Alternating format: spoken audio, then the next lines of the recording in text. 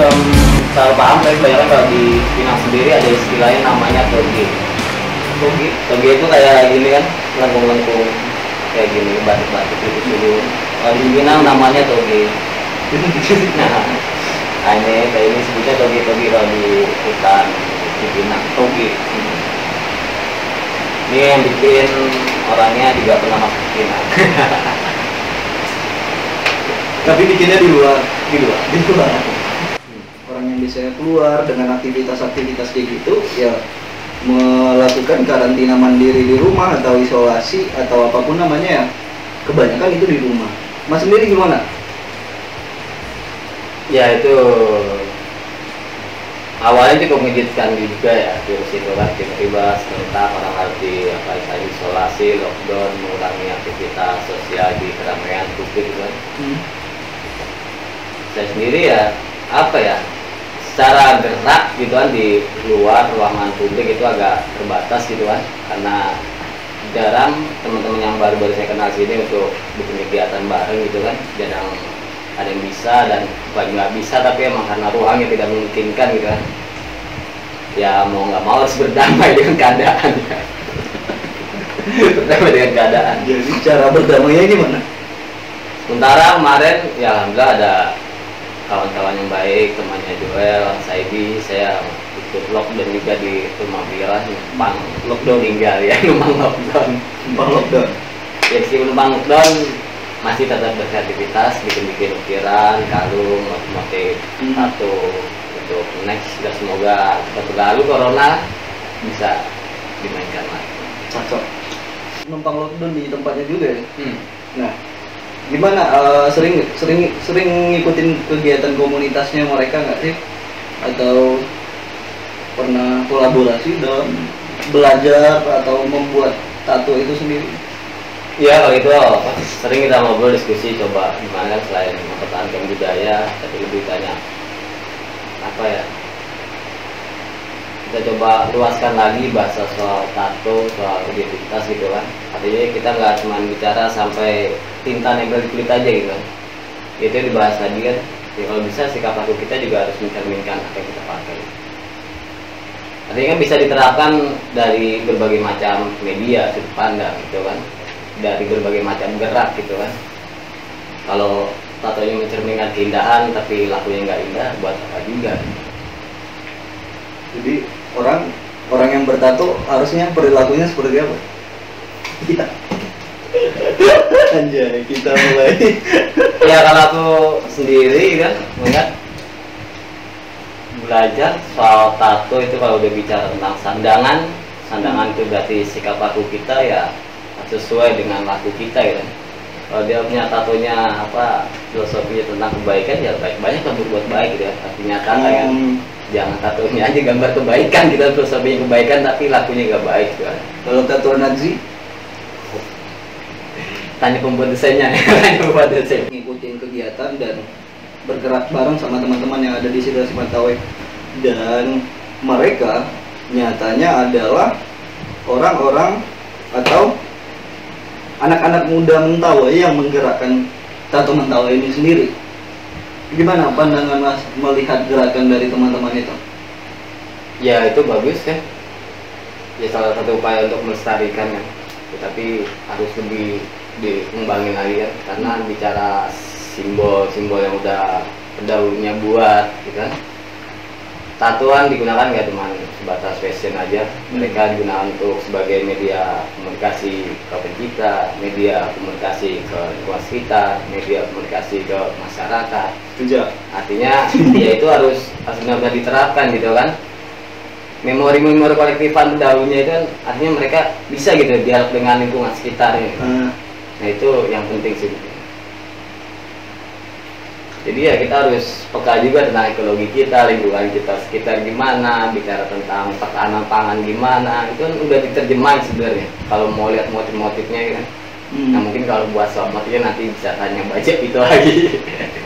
Dia nggak mau cerita, nggak mau bahas kan? Kalau saya cerita nggak mungkin, nanti kepleset.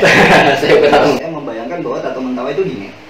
Nah, terus selama perjalanan mempelajari itu, lalu sampai tiba di Mentawai dan sampai pada saat ini masih menggeluti itu.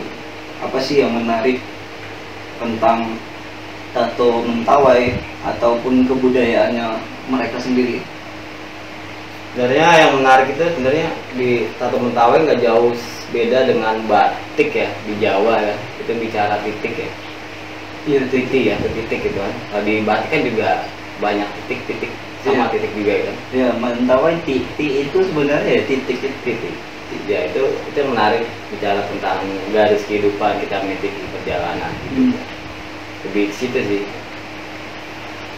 Jadi udah coba pasang tato Mentawai? Belum. Ada rencana? Belum juga. Ya apa? Tadi aku sebatas apa? Nggak mau cuma belajar sebatas tato terus dapat motifnya, sebatas tinta yang berada di kulit gitu kan. Tapi apa sih nilai-nilai kehidupan yang diungkapin gitu kan? Mungkin sekarang orang lebih baru bicara cagar budaya kan hanya benda gitu kan. Tapi aku lihat tato juga bagian dari cagar budaya gitu kan. Yang tentunya itu sangat tersirat gitu, menyimpan makna-makna yang banyak gitu, simbol-simbol itu yang bisa dikupas dan bisa diterapkan dalam kehidupan kita gitu. Artinya bisa jadi pedoman gitu, penuntun hidup kita lebih situ dari belajarnya. Gak cuma nato doang, nggak perlu jauh-jauh ngewe capek-capek ke Mentawai kayaknya. Naik pesawat aja ke Mentawai. Pesawat udah nyampe, balik lagi. Lalu balik lagi. Itu ya. Kaget sih, kok ada orang seaneh Mas Tommy datang dari sana ke sini dan itu naik sepeda. Karena Anda berpikir jadi kelihatan aneh. Oh iya sih. Iya. Tadi kadang tanya, gila Mas jalan? Enggak, saya nggak gila, kamu gila berpikir. Iya. Itu kan cuma ukuran sebenarnya kan, ketika kita melihat bahwa pakai sepeda jauh-jauh kemari, itu kan dia mikir pakai ukuran. Iyalah. Iya. Saya nggak lihat padahal jalan aja. Kenapa? Zaman udah serba praktis. Terus orang udah banyak menggunakan kendaraan umum. Keren. Aneh sih. Tapi keren. Iya, apa?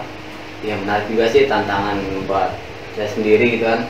Masuk Pulau Sumatera ternyata rutenya lumayan kan, naik turun gitu kan. Itu gimana cara mendakinya apa berhenti? Iya, kalau pas pendakinya lumayan tinggi saya tuntun aja sepedanya pelan-pelan. Ada cemasan ketika lewat mana ya, dari arah Lampung ke arah Bengkulu Kabupaten. Takut apa nih? Cemas apa? Karena itu kan hutan lindung, iya, sepi, masih banyak bajingnya, terus masih banyak binatang buasnya. Sementara saya pakai sepeda, binatang buas ada harimau, ada gajah, macam-macam. Jangan kan ini man. Ini naik sepeda, jangan kan naik sepeda, sopir truk aja. Itu punya kecemasan yang luar biasa untuk lewat di sana. Ini gimana apa? Ya apa, teman-teman udah coba ngingatin kan, udah Mas itu naikin truk aja atau apa numpang gitu kan, jangan digoes lah. Apa agak ngeri jalur itu kan. Tapi ya aku udah pengen naik sepeda gitu kan. Jadi emang tetap naik sepeda di sana? Gue naik sepeda. Itu kan berkilo-kilo. Terus dari mana tadi, Lampung sampai bukan berkilo-kilo lagi, berhari-hari. Iya, berhari-hari lah itu. Itu berhari-hari. Kan nggak langsung dari Lampung tiba-tiba nyampe ke Bengkulu nih. Iya. Istirahat nggak sih di tengah jalan? Iya, capek. Sempat bikin kelemahan. Enggak, aku paling kalau istirahat ya di Pertamina yang besar gitu kan, atau rumah makan truk-truk itu yang penting ada kamar mandinya. Oh enggak sempat nginep bikin tenda di ini, enggak, di tengah hutan. Enggak. Itu menarik loh Mas. Menarik. Ketakutan ya, ketakutan. Menarik kecemasan. Itu layak untuk dicoba. Karena aku punya teman, dia pernah nyobain itu 5 menit sih. Iya, seru sih, banyak pelajaran dari sepeda itu kan, lewatin tempat. Ternyata lucunya ya, ketika saya sampai tempat sini, dia bilang tempat sana rawan. Mas, lewat sana, itu rawan loh Mas, untung nggak apa-apa. Kalau di sini aman Mas. Habis dari tempat sini saya tempat sana, juga tempat sini rawan. Tempat belakang itu Terus yang mana yang aman? Tapi yang ini bilang tempatnya aman, Aman. mana rawan juga. Itu menarik, unik. dan kesimpulannya nggak ada tempat aman sama sekali selama di perjalanan. Iya, itu menarik. Loh, mana sana mas? Nggak apa-apa mas, nggak apa. Aduh, kalau sini nggak apa-apa mas, agak aman. Pas saya lewatin kampung itu lagi, dusun lagi pindah. Ternyata tempat itu rawan juga. Yang di depan juga nggak aman kan? Ya apa, banyak pelajaran sih dari naik sepeda kan. Nikmatin panas, lelah, capek, sampai tidur di pinggir hutan sawit gitu kan. Tidur, ya ada pekerja yang baik mungkin ya. Saya dibeliin aqua sama roti satu bal itu, satu bungkus. Mas makan dulu, minum, terus di jalan lagi. Hal nggak terduga gitu kan.